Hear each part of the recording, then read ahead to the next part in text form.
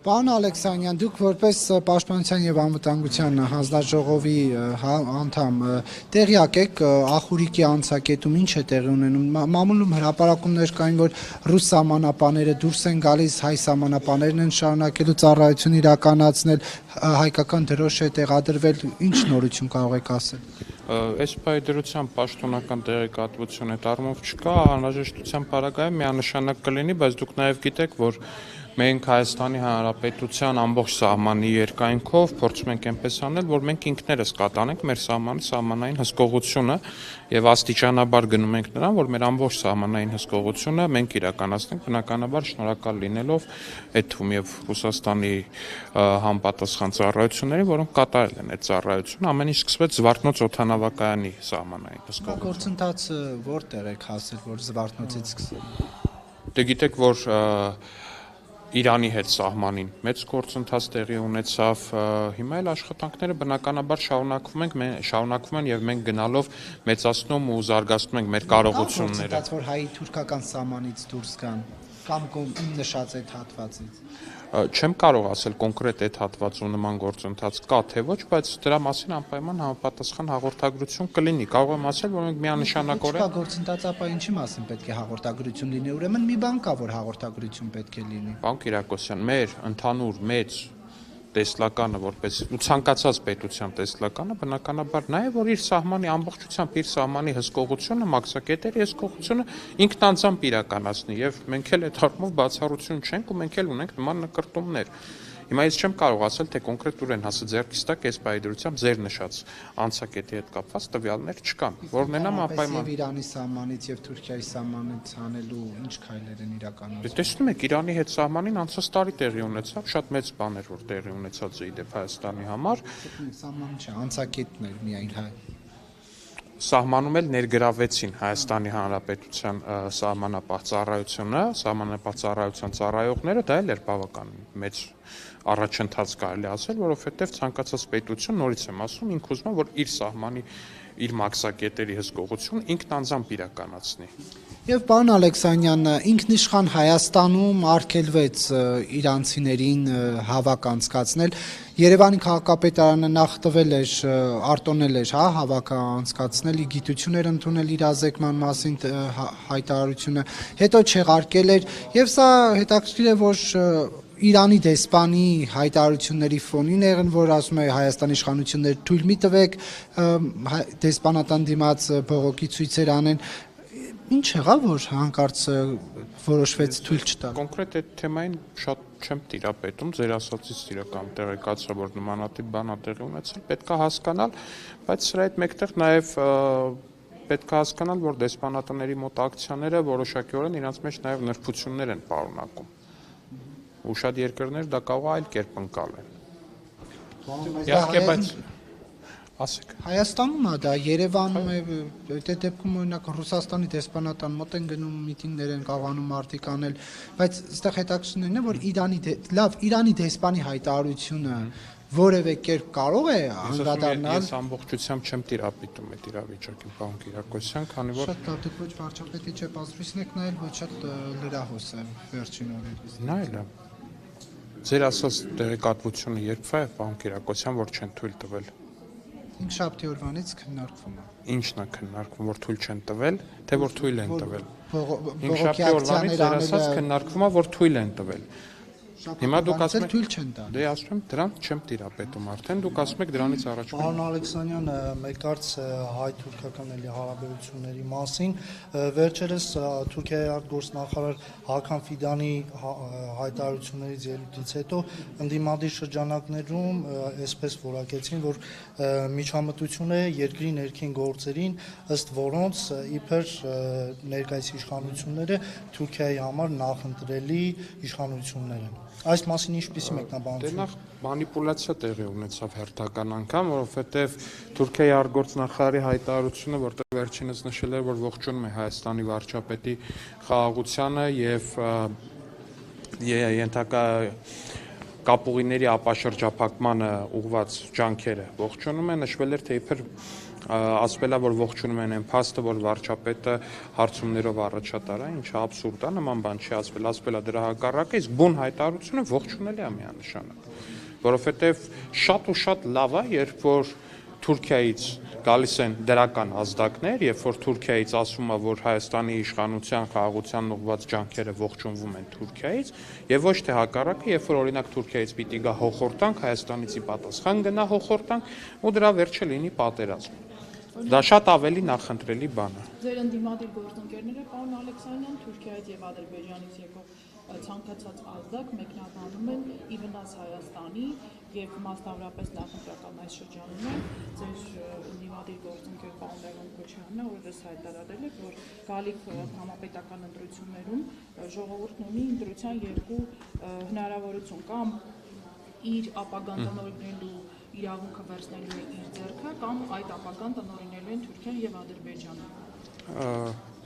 Պարոն Քոչարյանին պետք է ընդհանրապես ասել, որ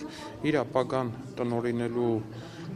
մենաշնորհը Հայաստանի Հանրապետության ժողովուրդը վերցրել է 2018-ին, երբ իր հայրիկի ու Սերժ Սարգսյանի համընդհանուր կոնգլոմերատին ուղարկեց թոշակի։ Դրանից հետո Հայաստանի Հանրապետության ժողովուրդը ինքն է տնօրինում իր ապագան ու ինքն է տնօրինում իր ճակատագիրը։ Ու այլևս հետընթաց դեպի իրանց երանելի ժամանակները Հայաստանի Հանրապետությունում երբեք չի լինելու, բայց ինչ վերաբերում է այդ արտաքին տնօրինումներին եւ մնացածին, եթե Հայաստանում կամ առհասարակ աշխարհում ինչ որ մի հատ արձան դնեին, որպես կոթող դրսից կառավարվող ինչ որ ղեկավարների, ինձ թվում է պարոն Քոչարյանը, Հայր Քոչարյանը այդ արձանի բնորդը լինելու շատ մեծ հավակնություններ պիտի որ ունենար, քանի որ դժվար է գտնել նման ուրիշ մեկին, ով այդքան ավելի կմարմնավորեր դրսից իր պետության կառավարումը։ Պարոն Ալեքսանյան, կարելի է ենթադրել հարցի շարունակություն որպես ձեռքբերությամբ, որ համապետական ընտրություններում, մասնավորապես Հայաստան խմբակցության կամ, չգիտեմ, դրա շուրջ ձևավորվելի քաղաքական դաշինքի օրակարգը, նարատիվը լինելու է թուրք-ադրբեջանական թեմատիկան, որ հայ ժողովրդին նորից վախեցնելու են թուրքերի, ադրբեջանցիների կերպարով եւ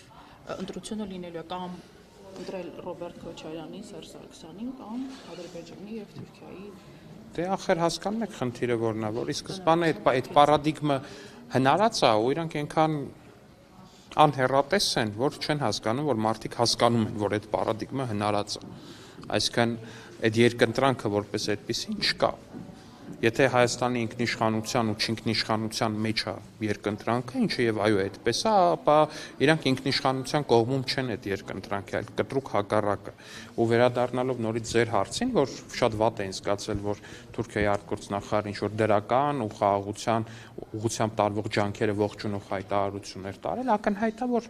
այդ մարդկանց Աստվածչյանի իշխանության գալու պարագայում նրանք ամեն ինչ անելու են, որ Թուրքիայից դեպի Հայաստան գա պատերազմի սպառնալիք, որ Հայաստանից դեպի Թուրքիա եւ Ադրբեջան գնա պատերազմի սպառնալիք, եւ որպեսզի Հայաստանի Հանրապետության զինվորները գնան ու զոհվեն այդ հոխորտանքների արդյունքում ցակած պատերազմներում, որպեսզի մի հատ էլ մի ուրիշ տեղից էլ մի փրկիչ կա ու Հայաստանի Հանրապետությունն էլ վերջնականապես կորցնի իր անկախությունը։ Դա լինելու է իրանց պլանը, որը որ իրանք պետք է իրագործեն, քանի որ չեն կարա չիրագործեն, որտեղ իրանք Հայաստանի Հանրապետության ժողովրդի շահերը չեն սպասարկում, իրանք Հայաստանի Հանրապետության ժողովրդին չեն ծառայում, իրանք ծառայում են կոնկրետ այլ պետությունների եւ այդ այլ պետությունները Հայաստանի նկատմամբ լրիվ այլ ծրագրեր ունեն։ Պարոն Ալեքսանյան, նույնիսկ համատեղ հայտարարության մեջ այն տրամադրությունը կա, որ մինչև խաղաղության պայմանագիրը չկրկվի, մինչև հայ-թուրքական համապարփակ հարաբերություններ չհաստատվեն, դրա իրագործումը թեական է։ Թրիպի մասին է խոսքը։ Այո, թրիպի մասին է խոսքը։ Իսկ Ադրբեջանը շարունակում է նախապայմաններ, սահմանադրության փոփոխության հետ կապել խաղաղության պայմանագիրը։ Այդ առումով գործարկումը ես չեմ կիսում ձեր կարծիքը, որ մինչև նա չլինի, ես թրիպի մասով մասնավորապես շրջանակը չի իրականացվի գործողությունների, որովհետև նման բան ուղիղ գրված չի, ու ես ուզում չէ, դուք եք ենթադրում, ես օրինակ նման բան չեմ կարդում տողատակերում ձեր ասածը, ու շատ մարդիկ փորձագետներն չեն կարդում ձեր ասածը, բնականաբար խաղաղության պայմանագրի վերջնական ստորագրումը կարևորագույն պայման է, Բնականաբար Թուրքիայի հետ հարաբերությունների վերջնական կարգավորումը կարևորագույն պայման է եւ բնականաբար այդ ամեն ինչը գալու է ու լրացնելու է, փոխ լրացնելու է ու հզորացնելու է թրիփ ծրագիրը որպես այդպեսին։ Բայց ասել, որ մեկը մյուսից ուղիղ ենթադեր կամ մեկը առանց մյուսի լինել չի կարող, ես այդ կարծիքին չեմ։ Ես կարծում եմ, որ բնականաբար մեկը մյուսով շատ ավելի ուժեղ ու շատ ավելի լավ կլինի, բայց մեկը առանց մյուսի լինել կարող է, բայց բնականաբար մենք օր առաջ, րոպե առաջ ուզում ենք, որպեսզի խաղաղության պայմանագիրը ստորագրվի եւ Թուրքիայի հետ հարաբերությունները կարգավորվեն։ Ու ձեր ասածինի պատասխան, որ կա որոշակի հնչողություն Ադրբեջանից եւ այլն, ես ուզում եմ հիշեցնել, թե մենք ինչ վիճակում էինք սրանից Հայաստանի Հանրապետությունը, ինչ վիճակում էր սրանից 1 տարի առաջ ու ինչ էր գուժում խորհրդարանական ընդդիմությունը։ Ուղիղ 1 տարի առաջ այսօրին ընդդիմությունը ասում էր ձև չկա հեսա պատերազմ առնելու։ Ձև չկա, ուղղակի եկեք նայենք այդ նիստերը հետ տանք ու նայենք, ասում էր ձև չկա պատերազմա լինելու, ձև չկա արտատարածքային միջանցքա լինելու, այս ինչ եք դուք անում, ոնց կարա sense բան լինի, հեսա ուր վրա է պատերազմը սկսելու է, նույնիսկ բաներով, սոցիալական ցանցերով օր, ամիս, ամսաթիվ, մարտին ա լինելու, ապրիլին ա լինելու, դες տարածում էին։ Հիմա ասում են դե գիտեք ինչ կա, այդ թրիփը որ ստորագրել եք, դրա 3-րդ տողի 4-րդ միջակետի 5-րդ ստորակետից հետո մի երկու նյուանս այս կողմ, մի երկու նյուանս այն կողմ, բա ինչի է Հայաստանի Հանրապետությունը այդ կառուցապատումը իրականացնելիք ընկերությունում ընդամենը 26% փայատեր եւ ոչ թե 100% փայատեր կամ 80% փայատեր։ Ստորակետ վերջակետը մի կողմ, բայց այդ փաստաթղթի մեջ հստակ ձևակերպված է, որ միջև հայ սահմանապահները լինելու են գրասենյակներ եւ ոչ ազգությամբ, այո, ֆրոնտ օֆիսում եւ այնտեղ չեն աշխատելու հայեր, լինելու է երրորդ երկրի ներկայացուցիչ, երրորդ կողմի ներկայացուցիչ։ Սա արդեն իսկ խնդիր։ Նախ գրված չի, որ չեն լինելու հայեր, կներեք, գրված է, որ լինելու է ֆրոնտ օֆիս եւ բեք օֆիս։ Հիմա այդ ֆրոնտ երրորդ կողմ։ Ժորժ ջան, որպես այդպեսին այդ ֆրոնտ օֆիսում ես ասում կարա ընդհանրապես մարդ նստած չլինի։ Լինի սկաներ, Ամերիկայում ես սրա մասն անդադ խոսում եմ, մենք վերջերս գործուղման էինք ՆԱՏՕ-ի խորհրդարանական վեաժողով մեր պատվիրակությամբ, այնտեղ օդանավակայաններից մեկում Ամերիկա չեք սարքել երկիրը, որ հիմա Ամերիկայի հետ եք զուգահեռներ տանում։ Ամերիկան մեկ օրում չի կառուցվել, պարոն Կիրակոսյան։ Մոտեցնում ես քո անձը հաստատող փաստաթուղթը, ինքը սկանավորում է դա, հետո սկանավորում է քո դեմքը, ու այդ գործառույթը, որը պետքա մարդը սենց իրականացնի, այդ մի սարքը իրականացնում է։ Մյուսը բեռների սկանավորումը, այդ արդեն ամբողջ աշխարհում շատ ընդունված բան է, որ բեռները սկանավորում են սարքերի միջոցով։ Ես նկատում եմ, կարա եւ այդպիսի տարբերակ լինի, որտեղ առհասարակ առանց ազգության ռոբոտներ ու մեքենաներ լինեն այդ տարածքում, ու դա հիմա տենց ինչ որ մի կրիտիկական խնդիր չի, դա հակառակը առաջընթաց է, որին պետքա գնալ եւ ոչ թե որից պետքա խուսափել։ Մյուս մտահոգությունն է տան դեպքերի, կներեք, մյուս մտահոգությունն է նա, որ Իրանում տարբեր սցենարներ կարող են տեղի ունենալ,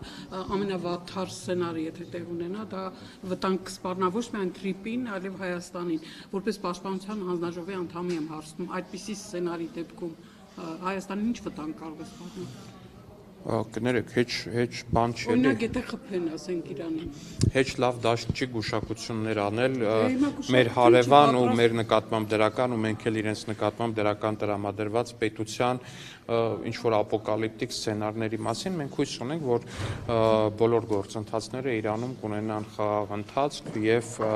խաղաղ ընթացքից զատ այլ էքսեսներ որպես այդպեսին այնտեղ չեն լինի, իսկ ձեր նշածը եւ այլն նման հանրային դատողություններ անելը եւ մնացածը կարծում եմ անշնորհակալ գործ է եւ պատրաստ լինել դատողություն չէ, դուք որպեսի դե հիմա ես ասում դրա մասին հանրային դատողություններ անելը շատ անշնորհակալ ու շատ վատ գործ է, խնդրեմ։ Թրիփի տեխնիկական բովանդակությունը հրապարակվեց, պարոն Ալեքսանյան, այդ բովանդակությունը արդյոք գալիս է վերջակետ դնելու բոլոր այն շահարկումներին, որ ինքնիշխանության զիջում կա, գիտեք, այդ անխոչդոտ բառը միջև հիմա շահարկվում է, որ սա միջանցք է, այսինքն այս փաստաթուղթը արդյոք գալիս է վերջակետ դնելու բոլոր այդ շահարկումներին եւ մանիպուլատիվ հատկապես այդ։ Վերջակետ դնելու եկել էր արդեն իսկ օգոստոսի 8-ի համաձայնագիրը, բայց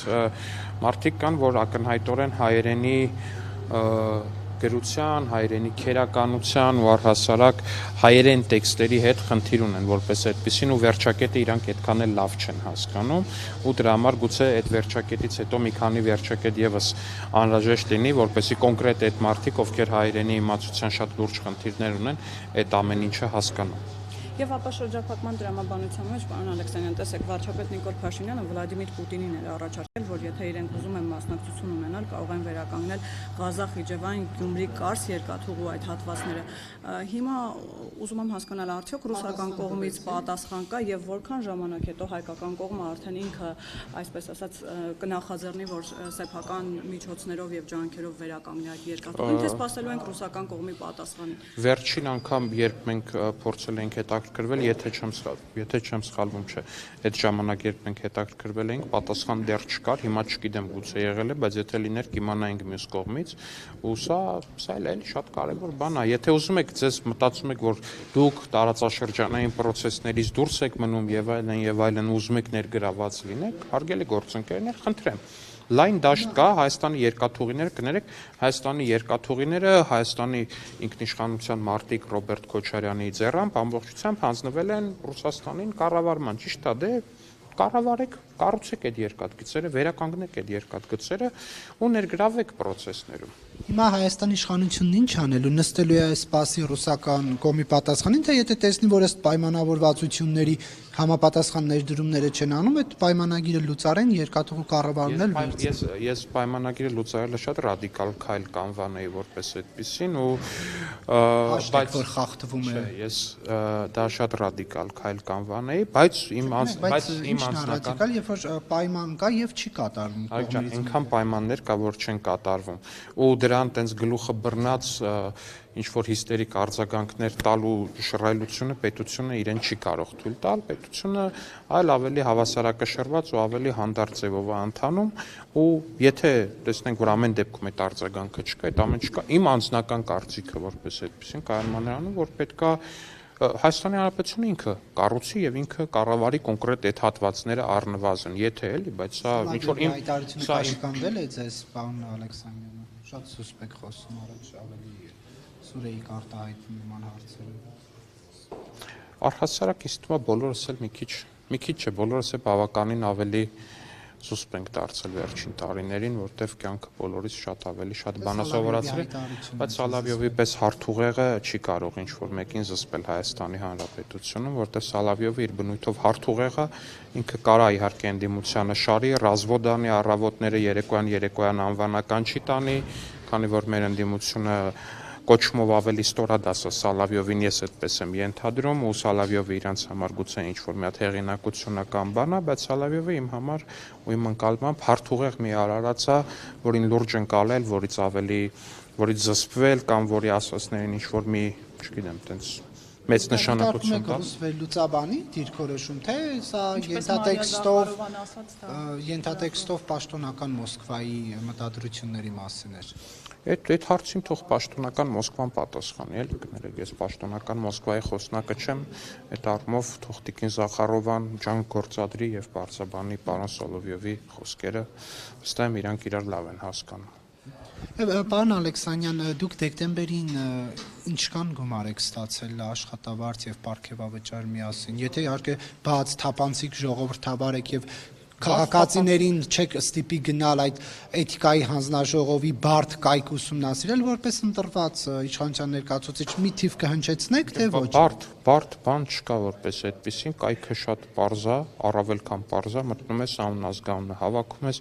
ամբողջ հայտարարագրերը գալիս է առաջը, դու այդ ամբողջ հայտարարագրերը ձեզ վճարողներին ասել ինչքան եք ստացել։ Կհայտարարագրեմ, հարգելի գործընկեր, կհայտարարագրեմ, որտեվ դրան ասելու ձև կա, կներեք։ Պետությունը ու առհասարակ քաղաքակիրթ հասարակությունները մտածել են պաշտոնյաների եկամուտները հարցնելու եւ իմանալու շատ քաղաքակիրթ ու շատ ողջունելի մի ձև։ Նիկոլ Փաշինյանը ոչ թիվ ասեց քաղաքակիրթ չէր։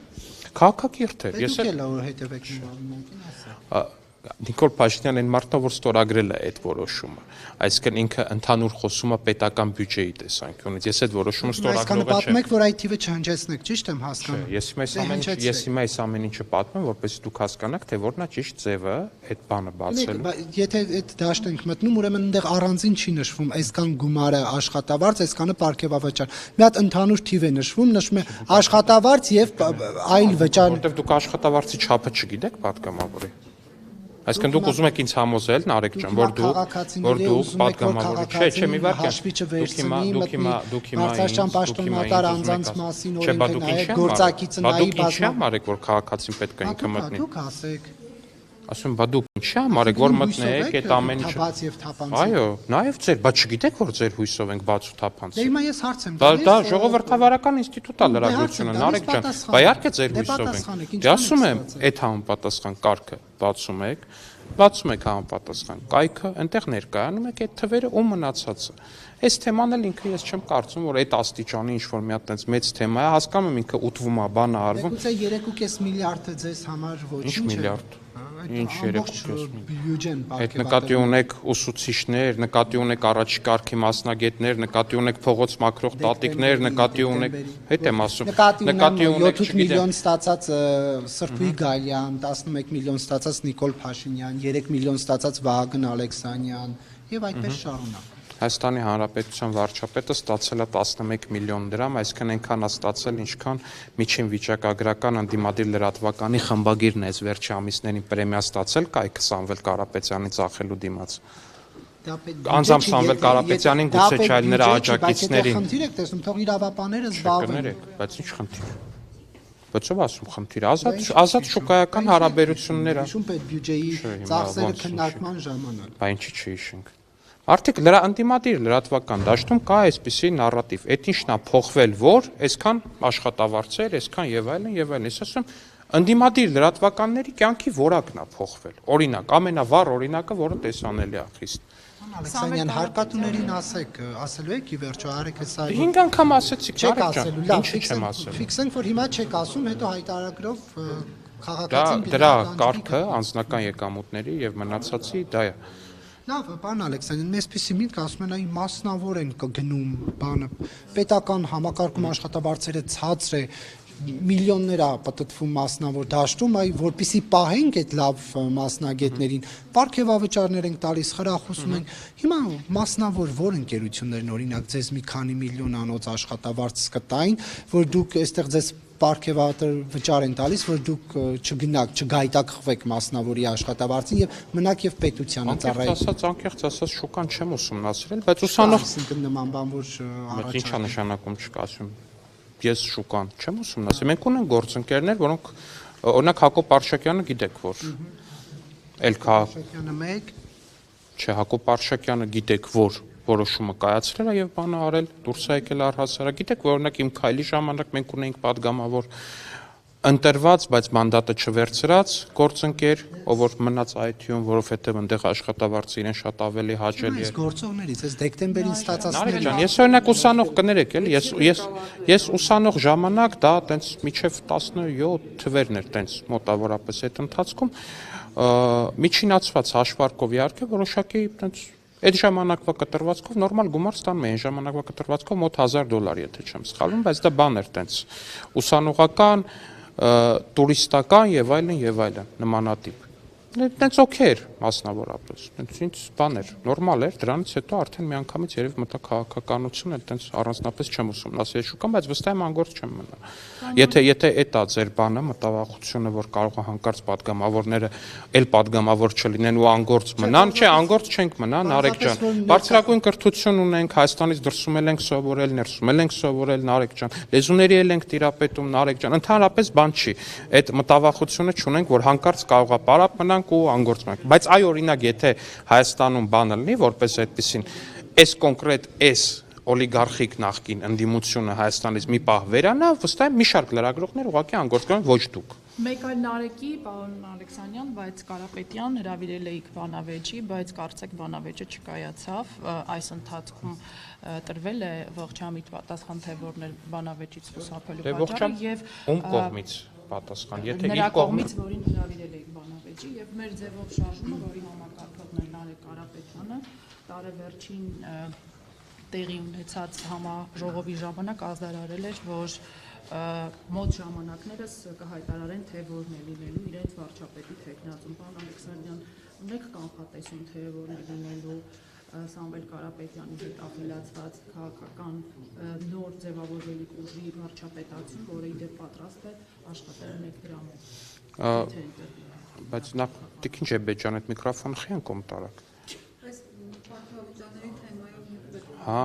ինձ Կարապետյաններից որ հարցրին դրա համար էր, բայց ինձ որ Կարապետյաններից հարցրին դրանով էր։ Բայց կներեք ձեզ ինչ լրագրողը որ հատվածն է գրում, որ հատվածը չի գրում։ Բայց այսինքն ձեզ ինչ։ Լրագրողն անկախ է, ինքը որ հատվածը կուզի կգրի, որ հատվածը կուզի։ Դուք ուզում եք բան անեք, դուք Նա ոնց որ ես ազատ եմ եւ որոշել եմ որ պետք է Չէ, մի րոպե, չէ, տենց չի։ Չէ, ոնց թե ինչա նշանակում ձեր ինչ գործ։ Դե այսինքն նշանակում է որ լրատվությունը բան է, հա տենց ինչ անունը։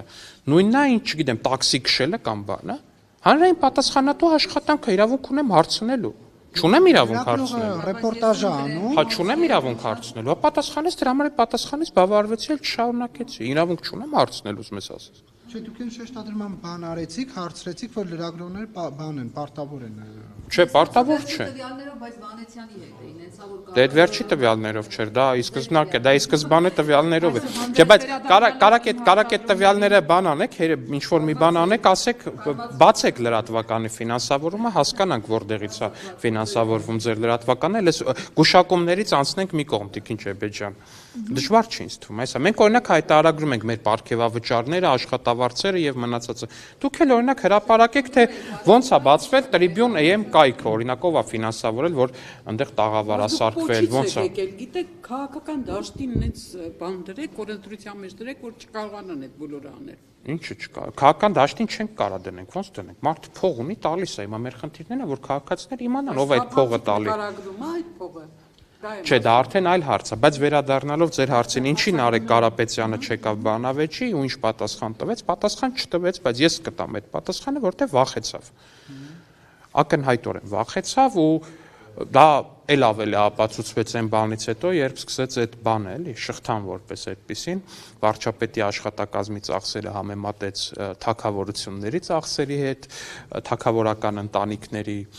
ակնհայտ է, որ այդ մարդիկ դիսկոմֆորտ կզգան ցանկացած մի պայմաններում, երբ ինչ-որ մեկը ուղղակի կարա հենց այդ նույն պահին հակադարձի ու ինչ-որ մի հատ ճշմարտություն մտցնի այդ խոսակցության մեջ, բայց ինչևէ վախեցավ, դա նորություն չէր, առհասարակ գիտեք, որ Սամվել Կարապետյանն էլ իր էությամբ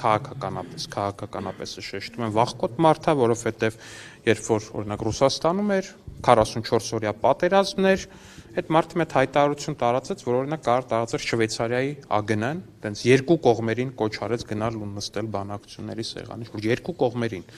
Տենց ոչ մի դատապարտող խոսք Ադրբեջանի հասցեին, ոչ մի Հայաստանի սատարող խոսք, մարդ ուղղակի երկու կողմերին կոչեց, որտեղ վախեցած էր իր բիզնեսի եւ մնացածի համար, դրա մեջ վատ բան չկա, բայց վատ բան կա, երբ որ դրանից հետո փորձում ես դառնալ Հայաստանի Հանրապետության գաղափարական առաջնորդ էին ասում, հա, տենց մի բան, ինչևէ Վարչապետի տեխնացոնը ձեզ ովելին իսկ ինչ տարբերություն այդ 1 դրամով աշխատելու հետ կապված էլի 1 դրամով աշխատելու հետ կապված գիտեք որ վերջերս հեծում որոշ բաներ որ նախկինում այլ ձևով էին ընթանում գործարքներ օրինակ միացումները երբ որ տալիս էին Երևան քաղաքում դա արժեր 277,000 դրամ Երբ որ դու նորակառուցում օրինակ տուն էիր առնում, այդ տան հոսանքի միացումը պետք է արժեր 277,000 դրամ։ Հեծում նշանակվեց ժամանակավոր կառավարիչ, պետությունը արդեն ստանձնեց կարելի ասել հեծի կառավարումը, հայտարարվեցին մրցույթներ եւ ով զարմանք միանգամից այդ գինը իջավ 90,000 դրամով Երևան քաղաքում։ 90,000 դրամով Այսինքն մի քաղաքացին իր սեփական տան միացումը 90,000 դրամ ավելի էժան միացում է տալիս որպես այդ։ Հիմա ես ինչ եմ առաջարկում, ասում եմ, եկեք 2018-ից սկսած մինչև 2026 թվականի այս հունվարի 1-ը հեծի ինչքան տենց ավելի 90,000 դրամ վերցրել է, քանի տասնյակ հազար քաղաքացուց այդ 90,000-ը փաստացի ավել է, էլի դուրս է գալի, որովհետեւ մրցույթ հայտարարվել ավելի էժան կլներ։ Ինչքան ավելի 90,000 վերցրել է հեծը, դա ենթադրում է միլիարդների մասին է խոսքը։ Այդ գումարը տվեք ինձ ամբողջ կյանքս մի դրամով կաշխատեմ Հայաստանի Հանրապետության համար։ Վատ առաջարկ կա, կարծում եմ վատ առաջարկ չի։ Հələ տենանք էլի այդ հաշվարկները այդ տենց այդ բարեգործ մարդիկ, որ ասում է մենք մի դրամով կաշխատենք։ Դա միլիարդները արդեն բան են արել առանց մրցույթի այդ գնումներն արել են, այս ինչն արել են, իրենց փոխկապակցված ընկերություններին թանկով տվել են այդ տենդերները։ Մի դրամով կաշխատենք, ինչ բարեհոգի եք։ Շրջանառվող անուն է Կարեն Կարապետյանը, Ես չեմ որ պետքա մեզ մրցակից համարեմ ինչ որ մեկին, բոլորը կարող են իրենց մեզ մրցակից համարել, իսկ թե ով կլինի խորհրդարանական ընդդիմությունը կորոշի Հայաստանի Հանրապետության քաղաքացին եւ ով կլինի իշխանությունը, ելի կորոշի Հայաստանի Հանրապետության քաղաքացին, ինչ համամասնությամբ որ որոշի, այդ համամասնությամբ էլ ամեն ինչ կլինի։ Մեկին հեռանկար մրցակից չունեք։ Բոլորն էլ մրցակից։ Որպես ենթադրյալ պոտենցիալ վարչապետի թեկնածու շրջանառվում է Հայաստանի նախկին վարչապետ Կարեն Կարապետյանի անունը, որը պետք է հաստատեն նորից վերադառնա վարչապետի կարգավիճակով։ Ռեալ համարում եք, որ նա 2018-ի դեր ունեցածից հետո քաղաքական նման քայլի արկածախնդրությամբ։ Դե մարդը Սերժ Սարգսյանի մոտ վարչապետ է աշխատել, հետո փոխվարչապետ է աշխատել Սերժ Սարգսյանի մոտ, գիտեք որ Սամվել Կարապետյանն էլ խիստ փոխկապակցված է Սերժ Սարգսյանի, նրա եղբայրը եղել է Սերժ Սարգսյանի աշխատակազմի ղեկավարը։ Հիմա իրանք թե այդ իրանց կոնկրետ Կարապետյանը, Սերժա Քոչարյանական այդ ընդհանուր կոնգլոմերատիզում կկարգեն առաջի համար, դա ընդհանրապես էական չի իմ կարծիքով։ Էականը այն է, որ սա նույն կոնգլոմերատն է, որ այս անգամ ուղղակի նոր դեմքով է ներկայանում ու մի քիչ ավելի շատ փողով։ Պարոն Ալեքսանյան, մամուլում տեղեկություններ կան, որ կաթողիկոսը որոշել է եպիսկոպոսատ ժողովը Հայաստանից դուրս անցկացնել, նշում են, որ պատճառը իշխանությունների սկսած հակաեկեղեցական արշավն է, դուք ինչպես սա կմեկնաբանեք։ Դե եթե Գեղարդից է արդեն մասունքներ հանելու տարել երկրից դուրս, բնականաբար ոչինչից էլ զարմանալ պետք չի։ Մենակ պետքա ուշադիր լինել, որ գրպանը գցած ինչ-որ մի հատ սուրբ մասունք էլի չտանի, ինչ-որ իր անգերներից մեկին նվեր տա։ Էդ է։ Խնդրում եմ, որ մեր մաքսավորները ուշադիր լինեն, հասկանան, թե ինչ են տանում այդ մարդիկ իրանց հետ, գուցե մեր եկեղեցու սուրբ մասունքներից էլի ինչ-որ մի բան են տանում, Գեղարդի մասունքի պես տանեն ինչ-որ մեկին տան։ Չգիտեմ, ինչ-որ մեկի հարսանիքին կամ ինչ-որ մեկի քեֆ ուրախությանը տանեն շաբաշան են, ասենք, ինչ-որ մի սրբություն նրանցից սպասելի է։ Բայց ասացին դա Գեղարդը չի եղել, Գեղարդի նման պատկեր Գեղարդի մալակերտն է եղել։ Փշուր են ըստ այդ հասկանում ես, հարգելի Նարեկ, մի բան է ինչ որ այս պարկետից փշուրը, մի բան է այս պատից փշուրը, ու լրիվ ուրիշ բան է Քրիստոսի հետ ուղիղ կապ ունեցած մասունքից փշուրը։ Առհասարակ աշխարհի բոլոր քրիստոնյաների համար ամենասուրբ մասունքներից մեկն է այդ Գեղարդը, հասկանում ես։ Ասենք խոսքը բանի մասին չի, ինչ որ չգիտեմ, շախմատի մասին չի, ինչ որ փայտե ձեռագործ արձանի մասին չի, ինչ որ մի տենց բանի մասին չի, սրբագույն մասունքի մասին է խոսքը։ Որը մարդիկ մասնատել են ու նվիրել են ինչ որ մեկին։ Բայց որ որոշվել է այնուհանդերձ ըստ այսօր ԵՄ-ի հրապարակման այդ ժողովը եպիսկոպոսատ ժողովը դրսում անցկացնել, սա ինչ է նշանակում, ինչու մայրաթորում դա չանել։ Դե մարդու եղբայրը KGB-ի ագենտ է։ Հիմա չգիտեմ կոնկրետ որ ուրիշ օտարերկրյա ծառայությունների հետ համագործակցում, այդ անցկացման վայրն էլ գուցե ինչ որ մի բան կհուշի, որտեղ կփորձի նա անցկացնել, բայց նա չունի այդ իշխանությունը, ինչպես տեսակ դատարանը վարույթ ընդունեց եւ հայցի ապահովման միջոց կիրառեց մասնավորապես Մասյասոտնի թեմի առաջնորդի հետ կապված։ Ես կարծում եմ, ավելի հետաքրքիր վճիռներ գուցե առաջիկայում լինեն, ել ավելի հետաքրքիր հայցեր լինեն Հայաստանի Հանրապետության դատական համակարգում։ Հետ կապված։ Կտրիչի եւ նրա որոշումների հետ կապված առհասարակ, ինչու՞ ես կարծում եմ, որ հենց էսա ճիշտ ճանապարհը, որպեսզի Հայաստանի Հանրապետության դատարանը քննի ու հասկանա, թե ինչի մասին է խոսքը, համադրի կանոնադրությունը, կանոնագիրք հայոցը եւ համադրի կայացված որոշումները, տեսնի թե դրանք ինչքանով են իրար համապատասխան։ Բայց եթե պետությունը ճանաչում է հայ առաքելական եկեղեցու բացառիկ դերը, դատական իշխանությունը ինչ ազդեցություն կարող ունենա, եւ օրինակ քրեական ինչ որ գործ բացառիկ դերը ճանաչելով կարող է բացառիկ ազդեցություն ունենալ հարգելի Նարեկ։ Հայաստանի Հանրապետության ներսում գտնվող ցանկացած սուբյեկտ ընդդատյա է Հայաստանի Հանրապետության դատարաններին։ Վարչապետն է, կապ չունի ով է, անձերից վերանանք, վարչապետն է հայեցողական պաշտոններ ունեցողներին ազատում, օրինակ նախարար եւ այլն։ Դա Վերջ, այդ մարդիկ գնում են, չեն գնում դատարաններ եւ բաներն։ Այնց Հիմա նույնն էլ թեմի առաջնորդներն են, հայեցողական։ Այնց խնդիրն է նա, որ Հայաստանի Հանրապետության վարչապետ օրինակ եթե ունենար անհամատեղելիություն Հայաստանի Հանրապետության վարչապետի պաշտոնի հետ, այդ ձեր ասածը այսպես չէր հնչի առնվազն։ Օրինակ կհնչեր այսպես. արդյոք իրավունք ունի մարդ, ով իրավունք չունի լինել Հայաստանի Հանրապետության վարչապետ, կայացնել այս կամ այն որոշում։ Օրինակ եթե պարզվեր վաղը, որ վարչապետը ունի այլ երկրի քաղաքացիություն, երկքաղաքացիա, չէի ասի ոնց է որոշում կայացնում այս մարդը երկքաղաքացիա։ Հիմա նույնն էլ եկեղեցում է։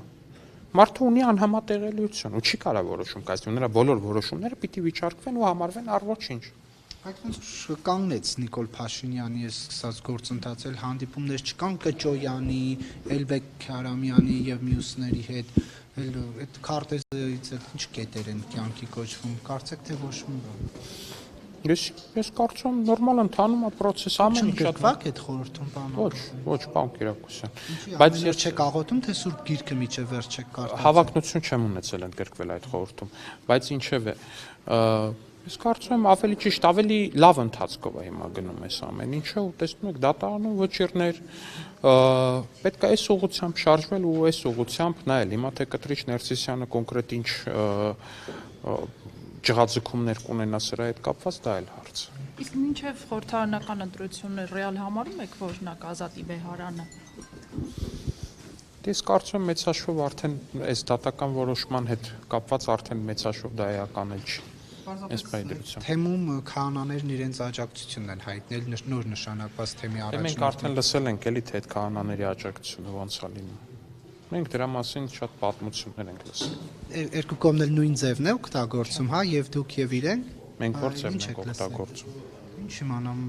էլի մի խումբ քահանաների իրար հետևից ստատուսներ գրեցին։ Տեր Նաթանի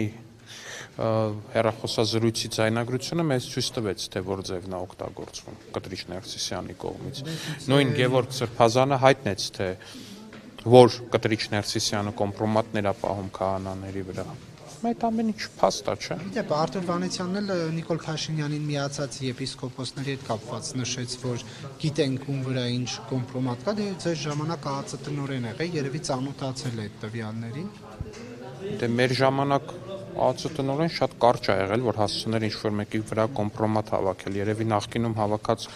ինչ-որ բաներ ա տեսել կամ լսել, բայց չգիտեմ, ես չգիտեմ։ Ես կոմպրոմատների հետ առնչություն չունեցած ու չունեցող մարդ եմ, հույսով եմ այդպես էլ կշարունակվի ամեն ինչ, բայց եթե մարդը պնդում է, ենթադրում եմ ինչ-որ մեկից առաջադրանք է ժամանակին ստացած եղել դա հավաքել, կամ կտրիչն է գուցե ինչ-որ մի առիթով ցույց տվել ում վրա ինչ ունի։ Բայց ես կարծում եմ դա նորմալ գործելավոճան է, եւ Գևորգ Սրբազան մի կարևոր բան է ասած, կտրիչը այն հայտնի տեսանյութը առաջին ուղարկած է եղել եպիսկոպոսներին միջև հրապարակվել։ Այդ ֆիքսեցիք, հա։ Այդ փաստը ֆիքսվեց, ասենք առհասարակ, ինչ-որ մեկի կողմից արձանագրվեց այդ փաստը։ Դա շատ կարևոր փաստ էր։ Դա այսինքն այն ամբողջ բանը, որ գնում էր մամուլով, ու բացի այն, որ մի մասը ասում էր ընդդիմադիր քաղաքական դաշտում, ասում էր այո, ապրի արշակը ցույց տվեց, որ իսկական տղամարդ է այդ տեսանյութով, մյուս մասն ասում էր, ես լկտի իշխանությունները գաղտնադիտել եւ այլն, պարզվեց կտրիչն է այդ ամեն ինչը բանվել։ Ինչև է։ Դա վատ թեմա է, արժի դրանից չխոսել, ես կարծում Պարոն Ալեքսանյան, որ փաստորեն եկեղեցում ծառայել են եւ շարունակում են ծառայել բարձրաստիճան սպասավորներ, որոնց վրա հատուկ ծառայությունները ունեն կոմպրոմատներ, խնդրահարույց, չէ, անկախ նրանից, թե այդ եկեղեցականները քաղաքական ինչպիսի դիրքորոշում ունեն։ Բայց ձեզ թվում է օրինակ բանը եզրասը ոնց է հավաքագրվել։ Չէ, հիմա հիշում եք չէ ժամանակին ինչ էին ասում էին մենք դիմացել ենք սովետական KGB-ին եւ այլն, ու սա ասում են այս կտրիչենց թևի եկեղեցականները, հետո եզրասի այս փաստաթղթի հանրայնացումը ցույց տվեց, թե ոնց են դիմացել։ Պարզվեց չեն դիմացել, միացել են ճնշումներին, ոչ թե դիմացել են ճնշումներին, հակառակվել են ճնշումներին, բան են արել, կեղեքվել են այդ ճնշումներից, այլ հակառակը միացել են ճնշողներին ու ճնշել են այն մնացածին։ Բանը իմ մասին չեք խոսում, այդ ինչպես է ստացվում, որ ԱԱՑ-ն, բոլորի ԱԱՑ-ն, բոլորի հարկերից գոյատևող ԱԱՑ-ն միայն իշխանության լրատվամիջոցի այդ օրինակ հարցումներին է պատասխանում։ Երբ մենք ենք ուղարկում հարցումներ, ասում ենք, «Էլ ինչ կան գործակալներ, ասում են, ոչ թե ասում է չէ չկան, ասում է պետական գաղտնիք է, չեմ կարող տրամադրել։ Ինչպես է հարցը պատգամավորն է, եթե կարելի է։ Որովհետև իշխանական լրատվամիջոցի անուն շոշափվեց, հոլովեց Ես լավ կպաշտպանի ձեզ։ Ես հարցումն էլ ես եմ ուղարկել, ուստի հարցում։ Պարոն Կիրակոսյան, ես վստահ չէ, ես ասեմ ինչի խնդրալից։ Լյուստրացիայի մասին օրենք ընդունեիք, սենց հարցեր։ Լյուստրացիայի մասին օրենքը անիմաստ ասեմ։ Աշխարհի ամենաանաչառ լրատվամիջոցին պատասխանում, այլ մյուս ծախսերի Ես անկեղծորեն ձեզ բան եմ ասում, ես բազում անգամներ ա եղել, որ հարցազրույցների կամ ուղղակի խոսակցությունների ժամանակ CVK-ի մեր գործընկերները օրինակ այս հարցը հակառակ կողմից են ինձ տվել, ասել են ինչի է, որ այս մեկի հարցումներին պատասխանում են ընդդիմադիր լրատվականների հարցումներին պատասխանում են, մեր հարցումներին չեն պատասխանում կամ ուշ են պատասխանում։ Լինում է։ Նենց էլ ա լինում, նենց էլ ա լինում, նենց էլ ա լինում, նենց էլ ա լինում։ Ու որ նայեք էլ դա է, դա նորմալ է դա, մեծ հաշվով։ Բայց եթե ես հորդորում եմ բոլորին անպայման պատասխանեք բոլոր լրատվականների հարցումներին, եթե դա պատասխանելու պարտավորություն ունեք օրենքով։ Մի նայեք լրատվականը իշխանականը, ընդդիմադիրը, նորաթուխ ընդդիմադիրը, շատ հարուստ ընդդիմադիր թևից է, միջին հարստության ընդդիմադիր թևից է, օլիգարխիկ ընդդիմադիր թևից է, թե ուղղակի մարգինալ ընդդիմադիր թևից է։ Պատասխանեք Պարոն Ալեքսանյան, քիչ առաջ հայտնի դարձավ, որ Սամվել Կարապետյանի ընտանիքի կողմից ձևավորված Civilnet-ի հրապարակումն եմ կարդում, մեր ձևով շարժման անդամները պաշտոնապես գրանցել են Ուժեղ Հայաստան կուսակցությունը։ Ըստ էության ձեր հիմնական մրցակիցներից մեկն է լինելու այս կուսակցությունը, ինչպես կմեկնաբանեք։ Ես կարծում եմ, որ վաղկոտներով հավաքվել ու Ուժեղ Հայաստան կուսակցություն հիմնելը չգիտեմ ինչքանով է բան։ Ուժեղ Հայաստան կուսակցության առաջամարտիկ Նարեկ Կարապետյանին էլի հրավիրում եմ բանավեճի, հուսով եմ հերթական անգամ չի վախենա, չի փախչի այդ բանավեճից, որովհետև Ուժեղ Հայաստանը բանավեճից փախչող ու բանավեճից վախեցող առաջնորդներ ունենալ չի կարող, ինչ են։ Ակնարկում եմ, որ դուք թույլ եք այդ անվանը։ Դե, դա ասում եմ էլի, մա եթե շատ փախած մնան, կարան այդ փախած տարբեր տեղերից, տարբեր նկուղներից ինչ ասես, ասեմ, դա չի իրական, ձեզ նույնպես։ Հավանիչ տեսանյութը եւ բաժանորդագրվիչ նորությունները բաց չթողնելու համար